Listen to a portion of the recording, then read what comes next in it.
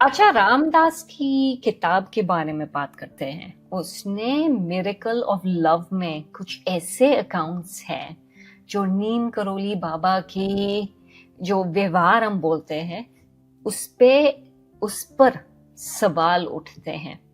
और जब मैं बात कर रही हूँ, मैं ये बात कर रही हूँ कि शायद वहां पे महिलाएं थे जिसका संबंध था बाबा के साथ। आप इसके बारे में कुछ जानते हैं? जब रामदास ने किताब लिखी थी मिरेकल ऑफ लव, तो उन्होंने अपने सारे अनुभव लिखे।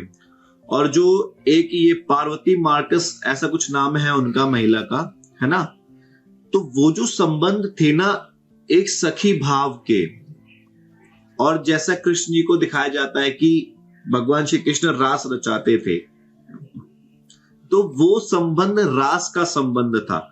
और रास का संबंध श्रुति जी ये होता है कि जहां पे आपके भगवान सामने हैं और आप इतने उनमें लीन हैं कि आप क्या गा रहे हैं आपको नहीं पता, आप अपनी फीलिंग्स को नाच के एक्सप्रेस कर रहे हैं, अलग अलग तरीके से एक्सप्रेस कर रहे हैं, लेकिन इसमें कोई भी कामुकता का या किसी और चीज का लेना देना या भाव नहीं होता।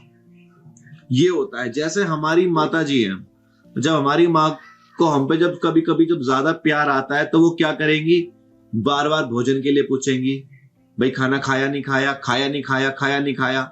बाहर जाएंगे तो पैसे हैं कि नहीं, पैसे हैं कि नहीं, कहां पहुंचे, क्या है ना। अच्छा, शादी होने के बाद भी एक स्त्री भी यही करती है, एक वाइफ भी हस्बैंड के साथ ऐसे ही करती है, लेकिन वो वाइफ है और माँ है। तो ऐसे ही वो है, वो महाराज जी की शिष्या भक्त थी। तो वो वैसा उनका संबंध था, उनका उस तरीके का कोई संबंध नहीं था। और जो एक रास का संबंध होता है, जैसे भगवान श्री कृष्ण आज भी निधि वन में रास रचाते हैं, तो वो उस रास में यही होता है कि एक तरफ आपका भगवान बैठा है और उनके जितने भी चाहने वाले हैं, कोई गा रहा है, कोई नृत्य कर रहा है, कोई उनके सर की कोई मालिश कर रहा है, कोई उनको प्यार से भोजन पवा रहा है। तो ये संबंध होता है।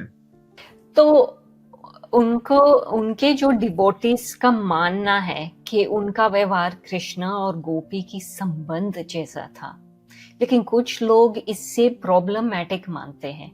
आपका इस बारे में क्या विचार है?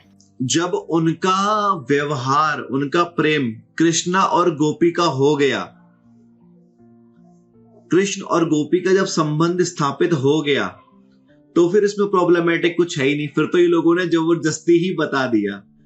अब जैसे मर्सिडीज बेंज है, मर्सिडीज गाड़ी खड़ी है, तो वो मर्सिडीज है।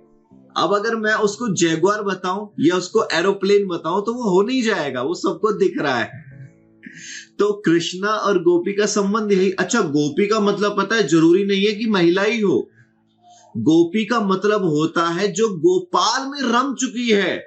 गोपाल वो जो गायों का पालन करने के लिए भगवान श्री कृष्ण यहां पर आए थे, इसलिए उनको गोपाल कहते हैं। और गोपी इसीलिए कहते हैं कि जितनी भी गोपियां थी और गोपी थे, सब गायों के दूध से जो भी बनाते थे वो श्री कृष्ण ग्रहण करते थे, वो भी गाय पालते, इसलिए उनको गोपी और गोपियां कहा गया। तो ये लीला थी, ये वो लीला नहीं है। ऐसे ही जब हम अच्छा देखिए, जो अभी हमारे गुरुजी हैं, जब हम जाते हैं उनके, जिनसे हमने राम मंत्र की दीक्षा ली, जब हम जाते हैं उनके पास में, तो हम भी घंटों बैठे रहते हैं, कभी कुछ करते हैं, कभी कुछ करते हैं। बहुत सी महिलाएं भी आती हैं उनसे मिलने, वो भी महाराज जी के पांव दबाती है, भोजन प्रसाद बनाया, सब कुछ किया। तो वो भी तो एक गोपी और गोपियों का भगवान श्री कृष्ण के प्रति संबंध है। हमने अपने गुरुदेव में, हमने अपने महाराज में भगवान को देख लिया। और बाकी जो लोग इस पे कॉन्ट्रडिक्शन करते हैं तो उन्हें करने दीजिए, क्योंकि ये तो रामायण काल से चला हुआ आ रहा है। रावण भी भगवान राम को राम नहीं मानता था, वो भी कहता था कि ये तो ऐसे ही है। और ऐसा संदेह, यही संदेह माता सती को हुआ था। माता सती को भी यही संदेह हुआ था कि भगवान राम अगर सच में ही ब्रह्म है तो ये ऐसे वन वन क्यों भटक रहे हैं। और उसका परिणाम क्या हुआ, माता सती ने अपने शरीर का त्याग करना पड़ा।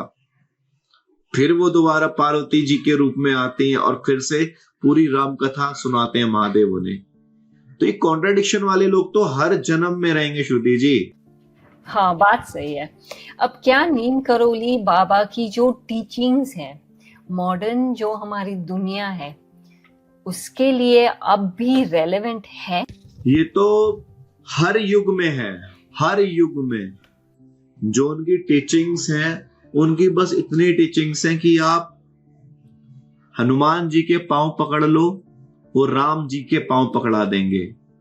लव सर्व फीड, तीनों में से कोई भी एक सेवा पकड़ लो, आपके जीवन में सारी सेवाएं उतर जाएंगी। और वो हमेशा कहते थे कि सुंदरकांड और हनुमान चालीसा का गायन किया करो, कभी भी कैसे भी।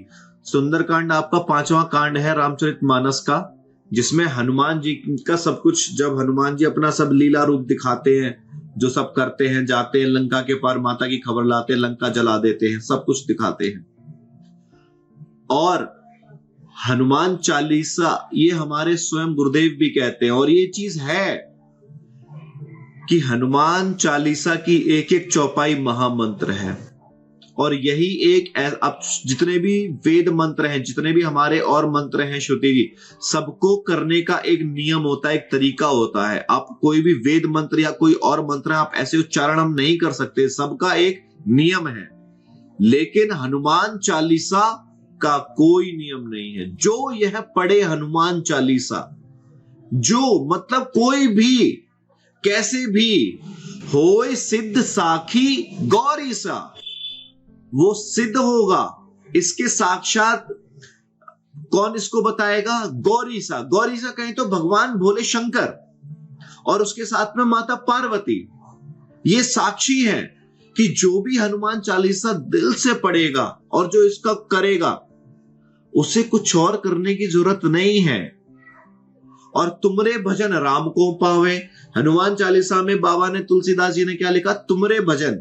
चालीसा हनुमान जी की, लेकिन भजन तुमरे भजन राम को पावे, इसलिए आप हनुमान जी के जो भजन करेंगे।